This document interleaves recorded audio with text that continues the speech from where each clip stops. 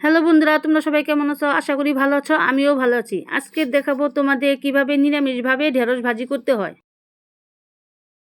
ঢেঁড়স ভালো করে ধুয়ে আমি কেটে নিয়েছি, এখন আমি ভেজে নিব। চুলোতে কড়াই দিয়ে অল্প পরিমাণ সয়াবিন তেল দিয়ে দিব, একটু কালো জিরে দিয়ে দিলাম, দিয়ে দিব দুটো শুকনো মরিচ, একটু নেড়ে চেড়ে দিয়ে ঢেঁড়সগুলি দিয়ে দিব।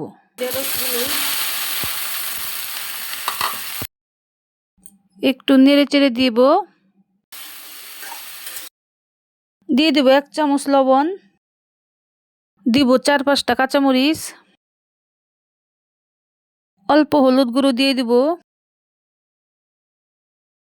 ভালো করে নেড়ে চেড়ে দিব। প্রায় 10 মিনিট রান্না করলেই হয়ে যাবে আমার ঢেঁড়স ভাজি। 10 মিনিট রান্না করার পর এখন আমার ঢেঁড়স ভাজি পুরোপুরি হয়ে গেছে। এখন আমি ভাজি নামিয়ে ফেলবো। দেখো বন্ধুরা, হয়ে গেছে আমার ঢেঁড়স ভাজি। কিভাবে নিরামিষভাবে ঢেঁড়স ভাজি করতে হয় সেটি আমি তোমাদের করে দেখালাম।